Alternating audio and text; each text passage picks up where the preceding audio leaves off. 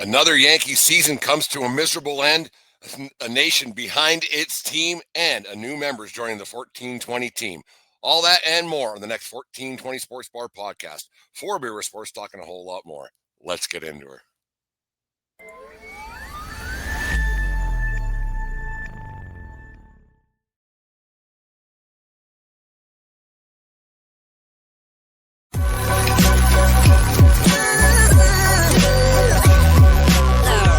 The following is a presentation of the Belly Up Sports Media Network.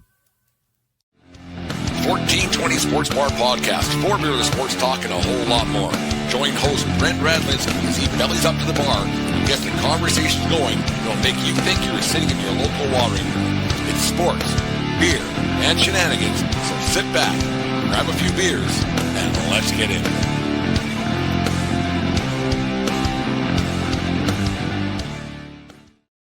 The 1420 Sports Bar Podcast, for Beer Sports Talk and a whole lot more on this Saturday morning, October 11th, 2025. Today's show, as always, is brought to you by SeatGeek.com, the SeatGeek app. Use promo code 1420SEAT. That's 1420SEAT over there at SeatGeek and save yourself $20 on your first purchase.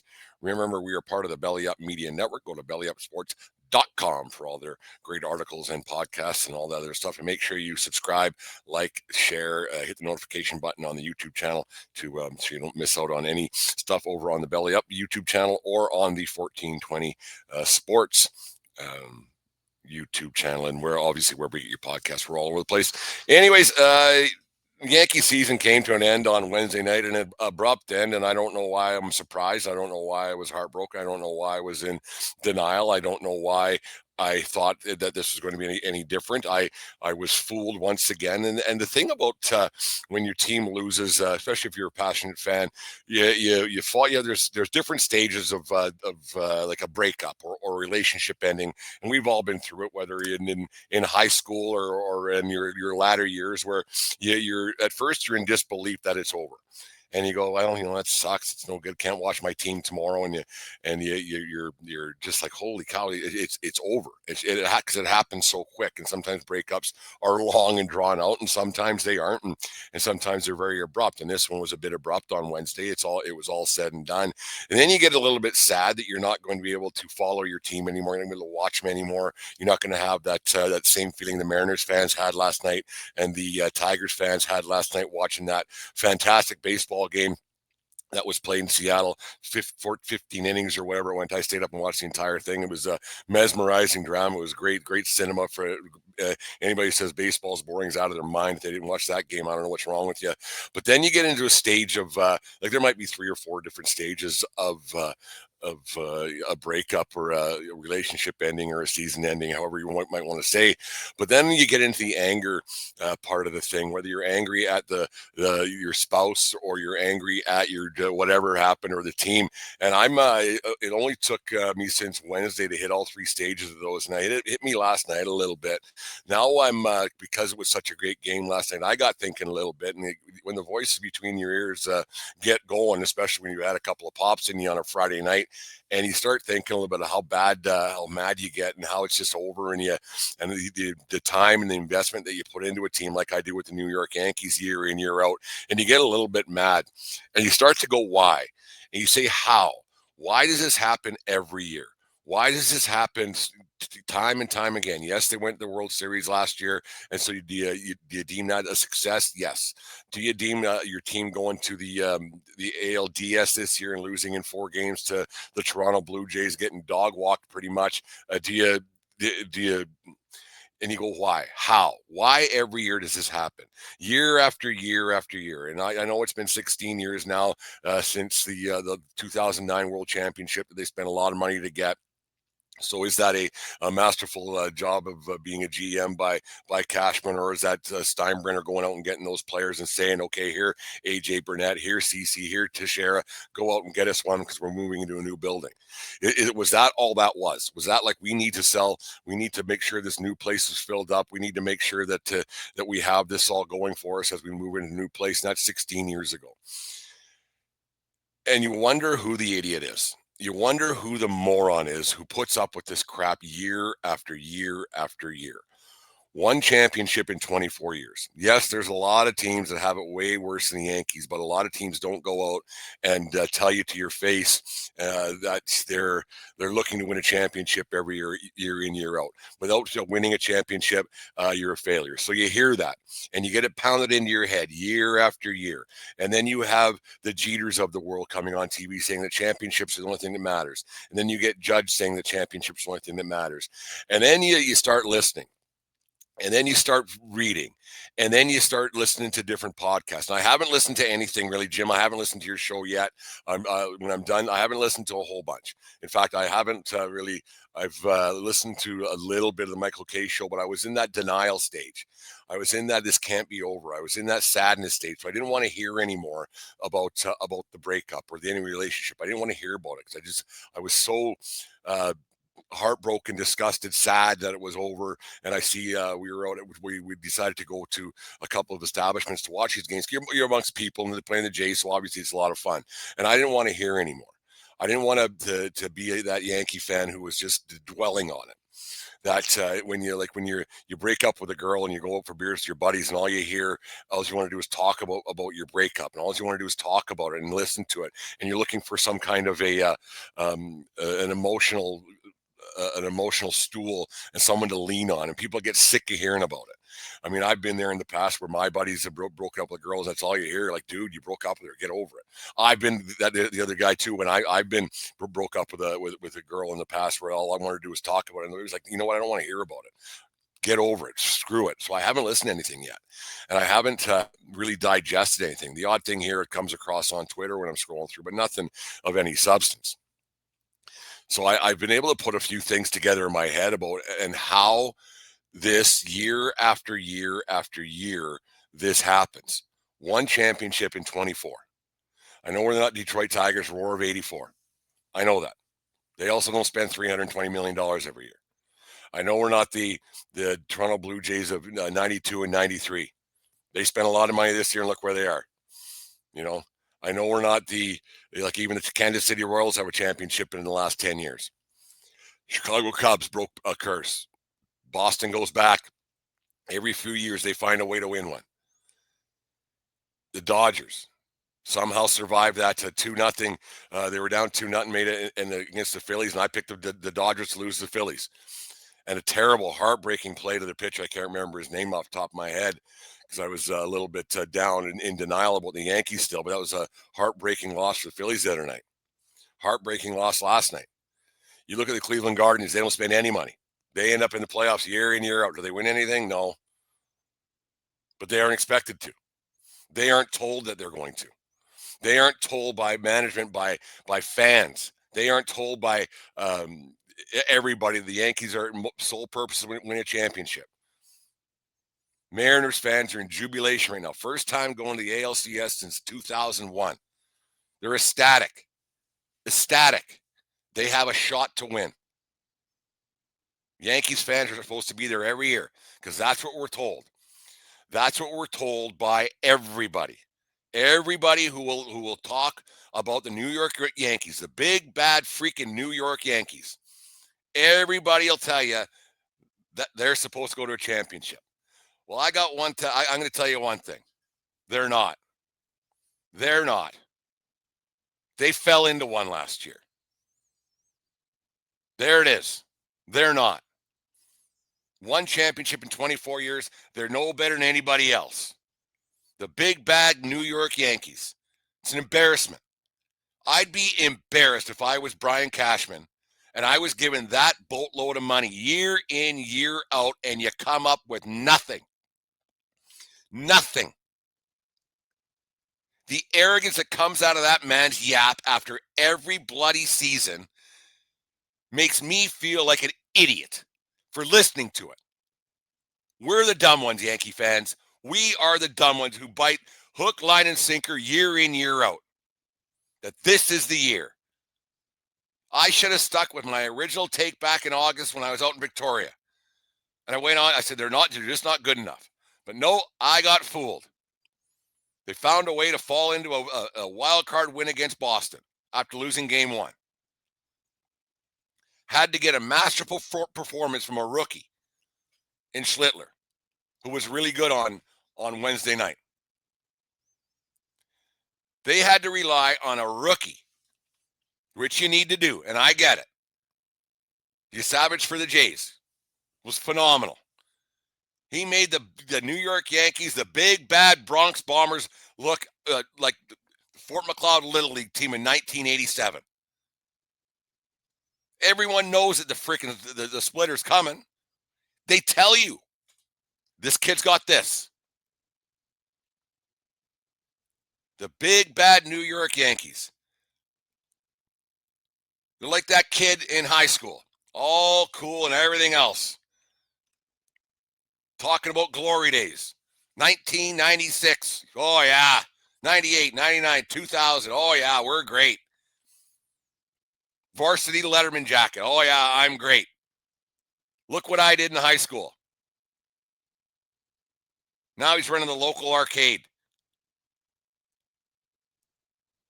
Every job's important. I'm not knocking arcade owners. But that's what the Yankees are. And maybe 96 to 2000, maybe that was an epiphany too. The Yankees didn't win anything from 1978 to 96. So right now we're in the second longest, the Yankees are in the second longest drought since that franchise began. So maybe the Yankees aren't that good. Maybe all this crap they've been selling us for the last 20 years, it's been 29 years since 1996. Maybe that was all just a great big lie. Maybe they just fell into 4 or 5 guys. They fell into Jeter, Posada, Mariano, Pettit, and Bernie. Maybe that's all that was. And this Yankee greatness is just a big load of crap since Steinbrenner took over. You can't take away the championships. I get it. But from 2000 to 2009, didn't win. 2009 to now, nothing. So maybe Yankee fans are the dumb ones for listening to this year in, year out. We're going to go spend a bunch of money. Putting lipstick on a pig. Something's broken. I don't know what. I don't know why. How they can sit here and tell us, and this is Boone, this is Cashman, this is the organization. It's a big enough sample size, and I've said it before. You can blame the season on one guy, Anthony Volpe. What the hell are we doing? What the hell are we doing? 200. Strikes out 11 out of 15 times. 11 out of 15 times. There's only one guy in this conversation I know could do that too, and that's me. I'm not a Major League Baseball player. I'm not a player that they keep telling you is elite. They tell you. You know what, Cashman? You know what, Boone? You're a couple of arrogant pricks for telling us that this guy's elite. You're allowed to be wrong sometimes. You're allowed to be wrong sometimes, and you can admit it.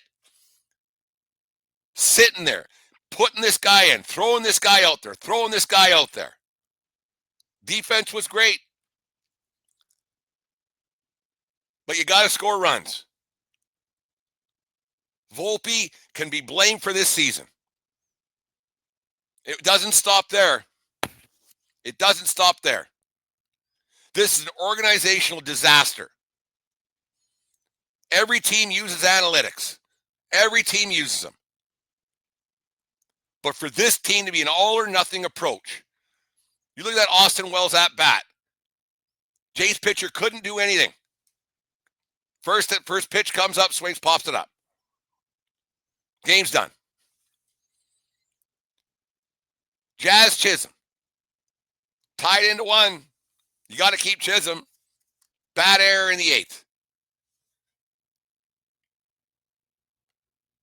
Every bloody year, we're told how elite this team is, how close we are, championship or bust. The big, bad New York Yankees. Arrogance. The arrogance of that of Cashman and Boone makes me disgusted.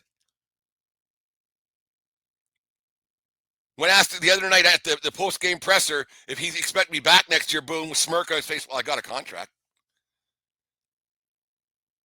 So did Billy Martin. How many times did he get fired? Every year. They can go out and spend $300 million because they're making money off of us idiots. I don't know who's dumber, Yankee fans or Cashman. It's unbelievable how every freaking year, this happens. I just don't understand. If you realize, do you realize without that Judge at bat when it was 6-2 or 6-3, I guess it was, where he hit a pitch to the moon, and it was a great Yankee moment. Without that moment, the Yankees get swept by the Toronto Blue Jays. Without that. Swept. And then for them to go on the field, does that not bother you, Cashman? Does that not bother you, Boone? Does that not bother you, Steinbrenner? That the opposing team 2 years in a row is celebrating a championship on sacred ground. I'm going to tell you right now, that ain't sacred ground. That ain't sacred ground at all. One championship in there. The rest are across the street. And you always hear about the ghosts are going to come back across the street. There's a reason why they haven't. They're disgusted too. It's unprecedented, the arrogance that comes out of this organization. We're the Yankees. 27 world championships. Yeah, how many were won when there was 10 teams?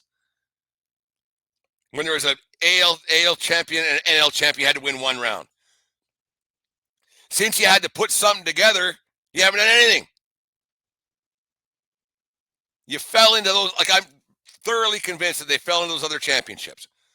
And I know winning's hard. But don't tell me to my face that you're in it to win it, because you're not. You're not. You're spending $300 to make $6. Jim the Fan advances all the time. It's a business. And it showed again. How they're wrong every freaking year on free agents. Fried, great regular season. Stunk against the Blue Jays. Rodon, same thing. It's unbelievable. And everybody keeps saying, wait till next year. Wait till next year when Cole's back. What if Cole doesn't come back at 100%? And let me tell you, folks, he probably won't. He's going to have to change the way he pitches. This team had a 6-7 game lead and blew it. They told you who they were. They told me. They told Ryan from Captain's Corner. They told Jim at Fan of the Van. They told everybody who they were, and we wouldn't listen. We wouldn't listen. Yeah, got a shot. I was doing the baseball fan pose. Nervous, hand over the mouth, pacing back and forth, watching the game. The same as a lot of Mariners fans were doing last night. A lot of Jays fans were doing last night. It's riveting. Postseason baseball's riveting. Fans seem to care more than that team did. It's unfreaking believable that they fool us every year. And I don't expect a championship every year. I don't. And I've said it before and I said it again. Last year they could have won one. Bad managing in game one when they threw in Nestor Cortez, and then Judge dropping that ball in game 5. Outside of that, they were right there. But other than that, what have they done? Is Boone the problem? Maybe. I don't know. Can only do what the guys in front of him are doing. The game they actually won, he was fantastic with management of the bullpen. He took Rodon out early.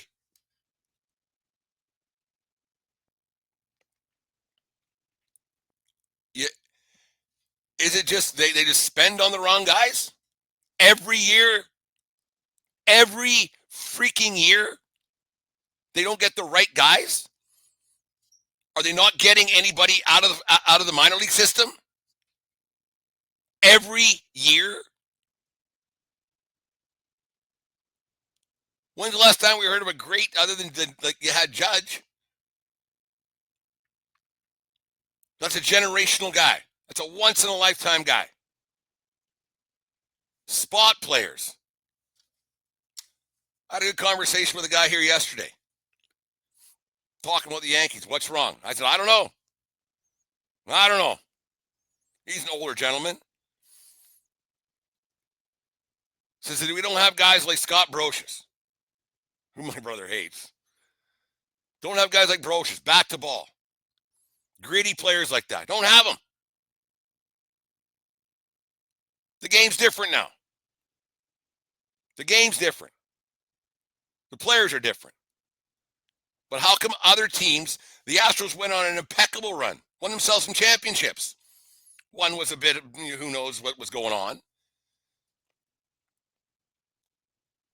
The Dodgers, every year, they spend, and they got the right guys. They have the rookies coming in. They go out and get guys from Japan. They do everything right. Stadium's full. They're going to another NLCS. Again, chance to win another championship. Wouldn't surprise me if they did. Wouldn't surprise me in the least. Everybody talk about how bad their bullpen is going into the playoffs. Well, it turns out it's okay.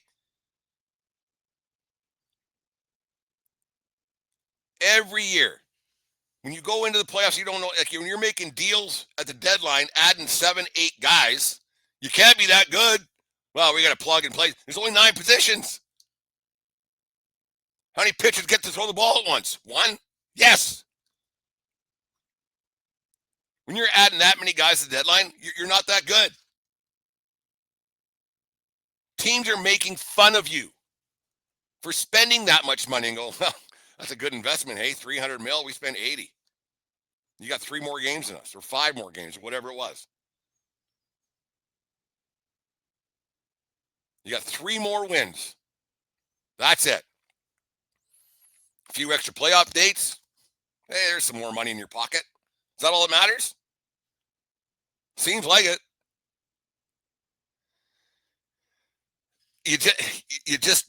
The group doesn't have an edge to them. The players don't have an edge to them. They just stand. If he's hurt, why is he out there? Multiple times he could have done something. Playoff Stanton from last year wasn't playoff Stanton this year. If he's that hurt, put someone else in. Or you don't have anybody. It's trust the process. These guys are elite. It's all you ever hear is trust the process. Well, the process isn't working. The process stopped working a long time ago. Or maybe your process was never actually there. It was never there. It's unbelievable that we fall for it every year. And you just know, like me and Ryan talked last Sunday morning, they're going to give Grisham the vote in center field. He was terrible in the postseason. But keep running him out there. Keep running him out there. If you're not going to do something with Dominguez, if you're not going to send him to winter ball, to tell him to quit being a switch hitter, you need more lefties in your lineup, well, have him do that. If not, get rid of him. It was fitting in the 9th inning. He finally got an at-bat. First time since September 21st. Hits a double.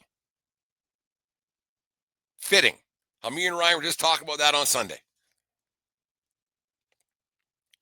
I just don't understand how I get fooled this much every year.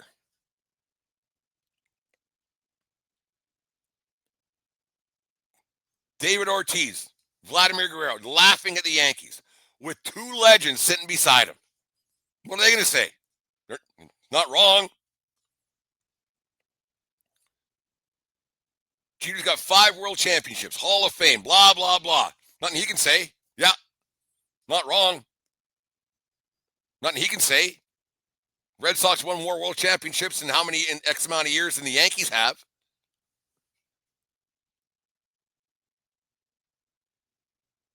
Everybody else is right. Everybody in baseball is right. And Yankees and Yankee fans were the ones who were wrong. They're not good enough.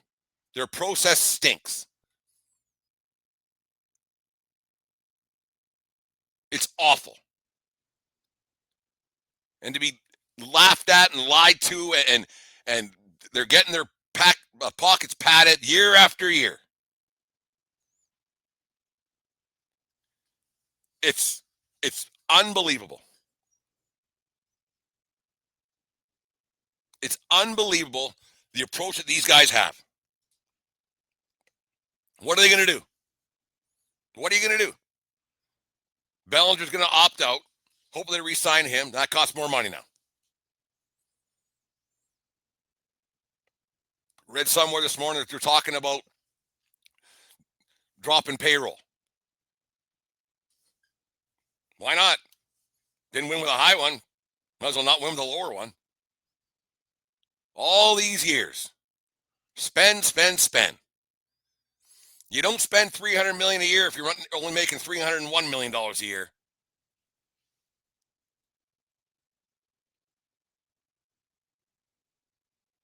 Do fans deserve better? I don't know. I don't know. Do you wish the local village idiot better? Do you wish your ex better? Do you wish the kid that stole your liquid paper in high school better? Probably not.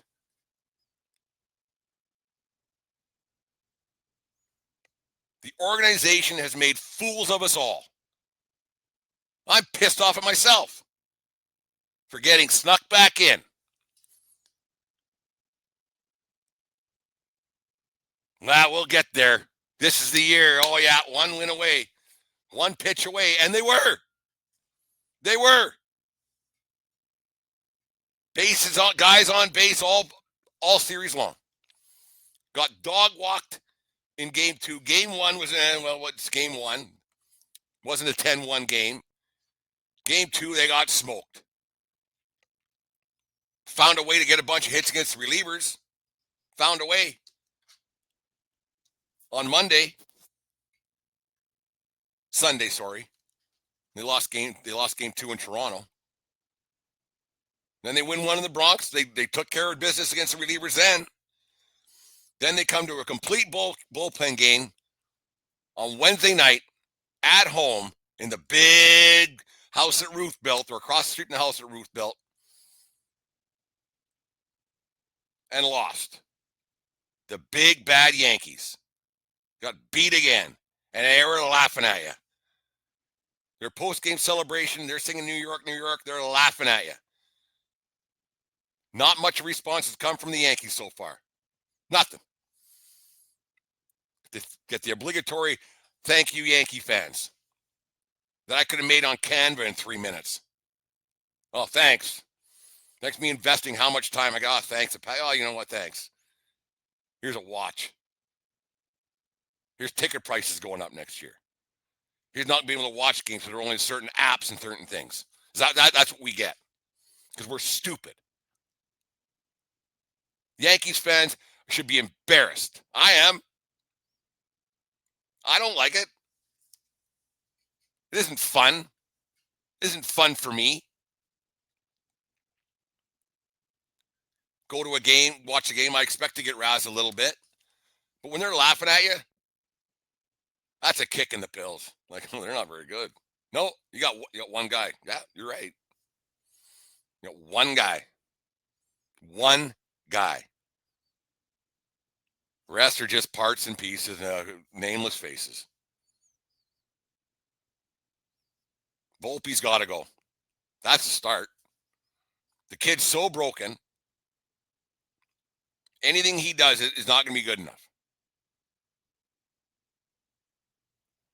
I don't know. It's you go into that stage, like this is the anger stage of a breakup. Am I done with the Yankees? I don't know. Said it before, like you wonder what it's like just to watch a team, just to watch baseball.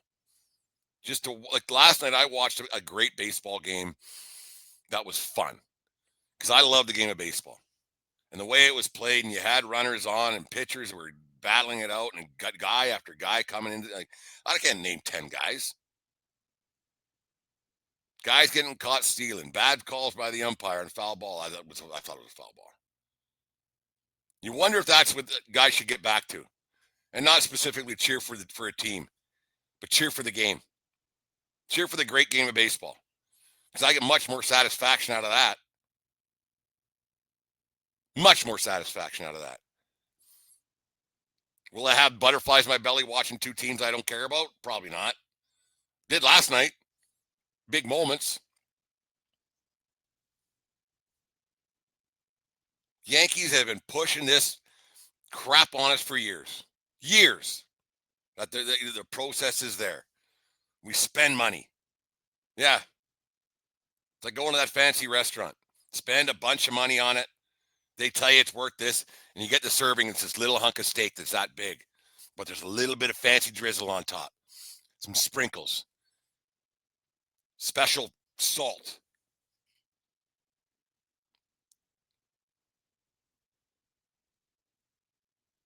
A vegetable, you get one little sprig of asparagus, but they put a little bit of dressing on it. Costs you $99.99. That's what the Yankees are. They're that restaurant. Oh boy, but it's good. You won't be full, but it was really good while it lasted, wasn't it? Wasn't that fun? No. Living off their past. It's all they've done. Live off their past, telling us that it's coming again. Other teams don't do that. Do they have this illustrious history? Nope. But in my lifetime, think about it. In my lifetime, 51 years old, 78, 96, 98, 99, 2000, 2009. Sounds like a lot. But bragging about it, bragging about the history of the game, the Mantles, Garrick, DiMaggio, Ruth, Berra, and now we got Jeter. Like, there's a lot of names that haven't won anything. This new era hasn't won anything. Is it Steinbrenner's fault? Probably. But he's getting paid. He's making money. Is it Cashman's fault? Yeah. It's his system. Guys he hires. Players he gets. Is it Boone's fault? I don't know. He seems to be in lockstep with their analytics. It's not working. Mystique and aura aren't a thing with the Yankees anymore. It's not. No one's afraid of your Mystique and aura. Mystique and aura are strippers down the street. At the whatever pony club or whatever strip bar you want to pick in Manhattan. That's Mystique and aura. Mystique and aura doesn't live at Yankee Stadium anymore. That died years ago. And this has nothing to do with George. Because I did a podcast months ago about the romanticism of George. This Yankees team has done it to fans forever. They fell into 5 players that put it all together. Added pieces here and there. This team's an embarrassment. Absolutely embarrassing. You hate it. Am I going to do the next stage of a breakup?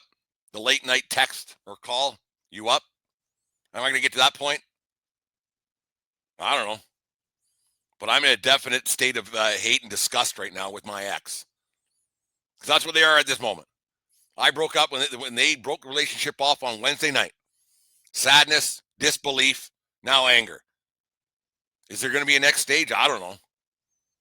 But as of right now, I care less about the New York Yankees.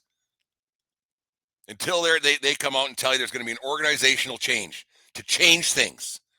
Because what you're doing isn't working. Hasn't worked.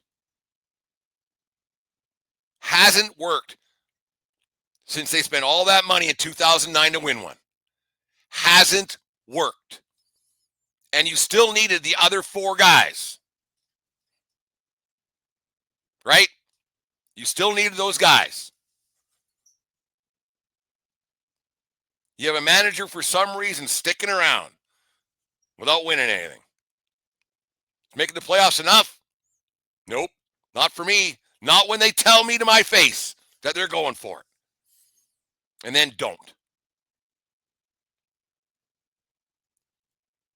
I just don't understand it. I don't understand it. Anyways. Mystique and aura. Yeah. Mystique and aura. The ghosts ain't coming back. They're disgusted too. Keep trotting the same guys out on Old Timers Day. Keep trotting the guys out there. Ceremonial first pitch. Let's live on the past. You got a bunch of fans there that don't care. But it's a place to be. Because you're overcharged. Oh, it must be great.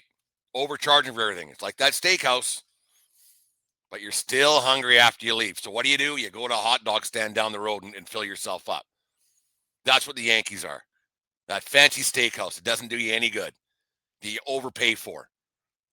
But they're getting rich. That's all the Yankees are. And I'm pissed off about it. I'm pissed off about it.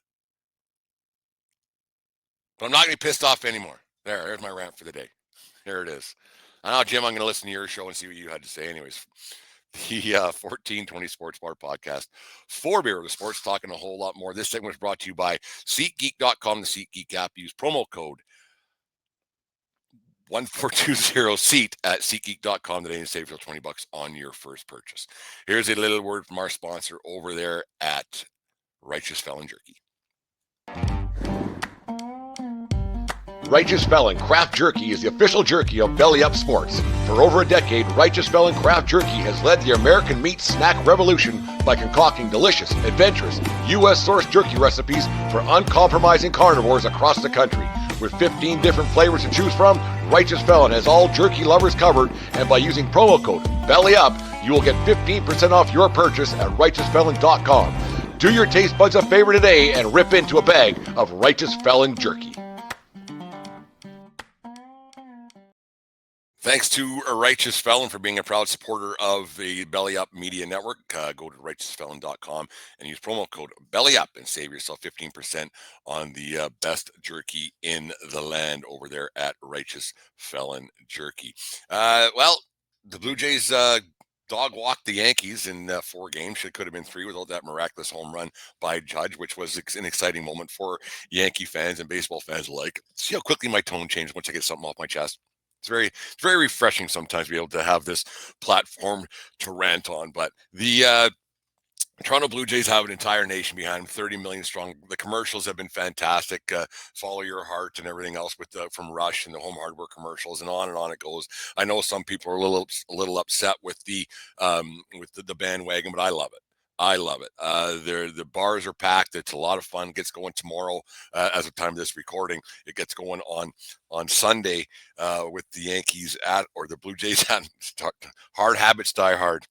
Hard Habits Die Hard. But with the Blue Jays facing the Seattle Mariners, the Mariners, that was a great game last night. That's a one for the ages. The Mariners had to use a lot of pitchers to get there, but you got to use them to get there. You can't win the World Series if you're not in it. And winning the ALDS and getting to their first one since 2001 is pretty exciting. And the fan base in Seattle is it's going to be pretty ruckus there for sure. And it's great for people out on the Pacific Northwest, not just in Seattle, but in Vancouver. Go back and forth. I don't know if we'll be able to get tickets, but it should be a great World Series. Jays. A friendly rivalry with the Mariners for years, and it should be a lot of fun to watch. It might be one of those World Series that not a lot of people are watching because the Jays are there, but the Jays are they're good. They're almost a team of destiny. Gossman is fantastic. He gets the ball in game 1, and then they'll probably give the ball to the big boy Yasavich there. So it could be a 2-0 series lead, and Toronto's going to be rocking there. We no doubt about that. Even the Toronto Maple Leafs decided to move their game up because it's Thanksgiving here in the U.S. of A. or in Canada here on Monday. So the when the Toronto Maple Leafs are moving their game time, they know what's going on. They're going to have a 2:00 start on Monday instead of the night game where they're playing Detroit, and people, I guess, can stick around the Scotiabank Arena, it's called now, to watch the game. So that should be a lot of fun. And Blue Jays Nation's behind it. There's a lot of people people wearing their Jays gear and getting going. There was one guy the other night. I wanted to, if I wasn't such a nice guy, and well, if I was younger and tougher and everything else, he kind of gave me a snarky remark when the Jeter hit, or not Jeter, when Judge hit that. I'm just rambling now. When Judge hit that double, I think it was in the ninth. He was popping off about playoff Judge, and I said he's pretty good. Like guy hit 600 in the playoffs. Like you can't beat that. Like he hit 600. Like shut up. Like pick your spots, man. And and that's what I want to get to here. When I go out, I don't say much. I cheer my team on. I just I cheer for the Yankees, and then when it's over, I tip my hat and then I leave, and I don't say much to opposing fans because it's 20 against 1. But I think that being a sore loser is one thing, being a sore winner is another. And bragging about your team, if you're a diehard, if you know what's going on and you want to say a few things, go ahead. But to just pop off stupid things when you don't really know, that's when I get a little bit upset. I didn't say anything back. The guy just rolled my eyes and turned around.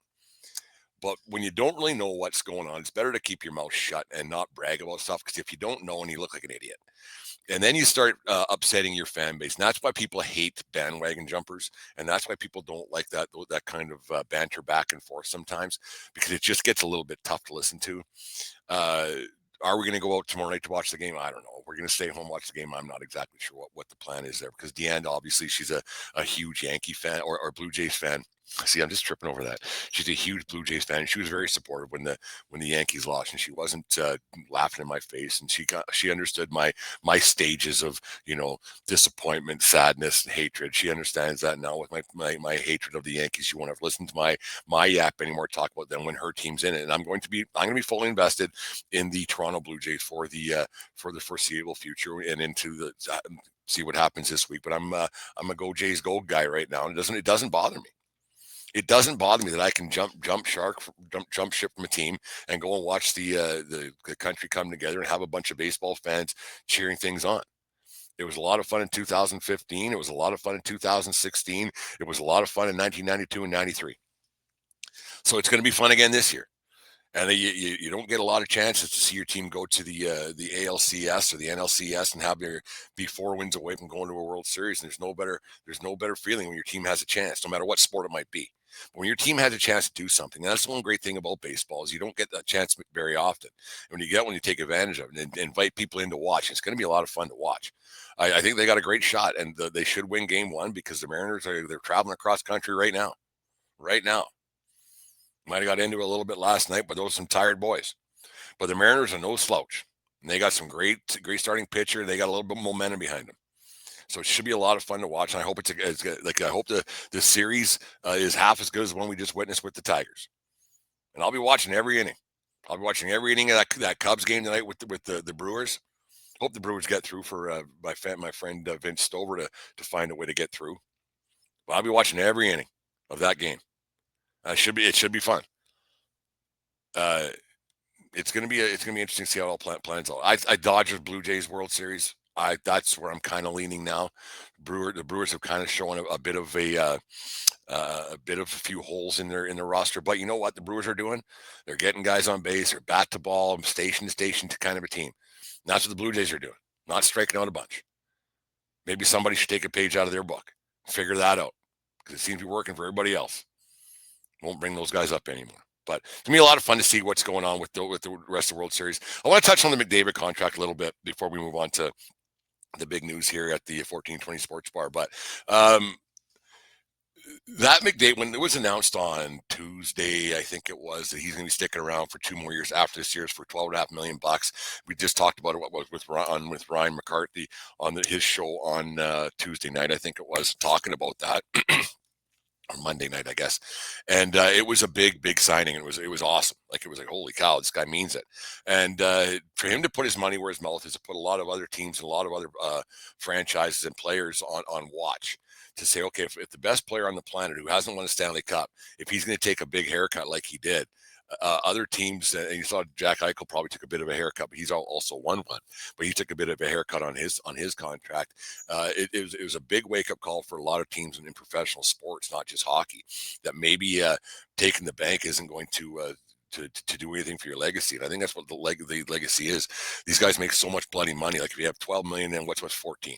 If you're making 12 for it, like you'll find a way to get that money back. You'll be okay. Invest a little bit, you'll be fine. But I think that was a huge contract for professional sports and for owners. I do like I know sometimes I get called an owner hugger.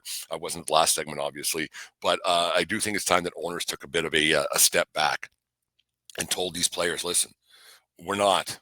And if you want to own a team, go ahead and buy a team. But I'm the owner. You're an employee.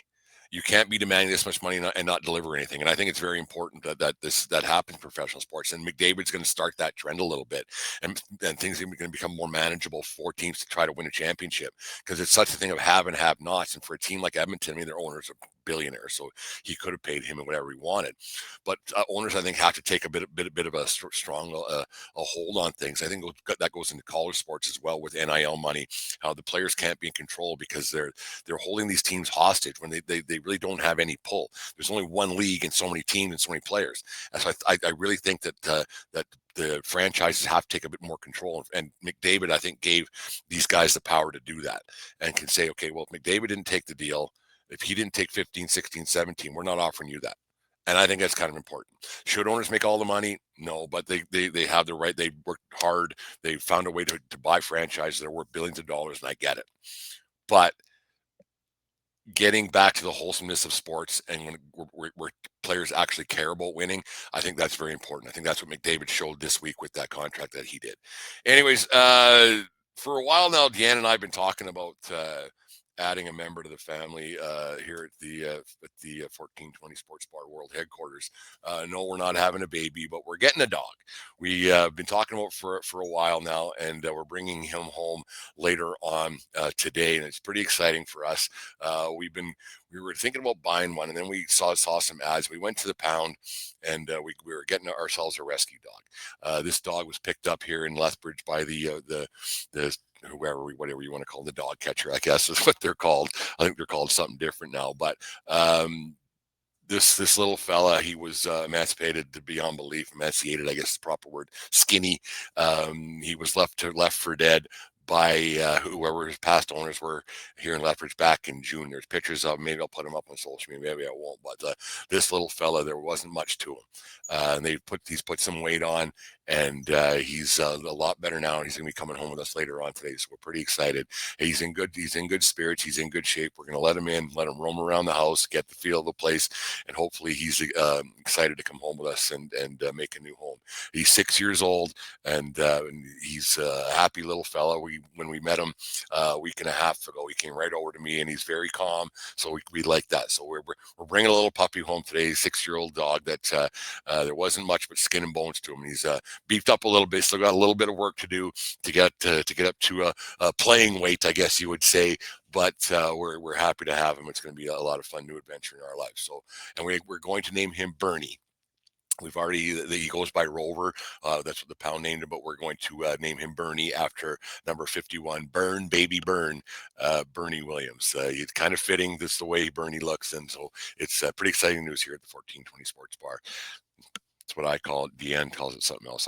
She calls it home. But anyways, that's it for today's show. I'm glad. Thanks everybody who listened. Make sure you like, subscribe wherever you get your podcast, or to our YouTube channels, whether it be the 1420 Sports Bar YouTube channel or the Belly Up Sports YouTube channel. Check out all the great stuff on Belly Up Sports. A lot of great football content, some good baseball content as well, a little bit of hockey stuff sprinkled in. But should be a great. And the USC Trojans played Michigan tonight, so that should be a fun one. Got playoff baseball tonight. We've got NHL hockey, and we got the USC Michigan game sold out Coliseum in LA tonight, so it should be a lot of fun being a sports fan with our newest edition, Burn Baby Burn, Bernie the dog, coming to join us here at the 1420 Sports Bar.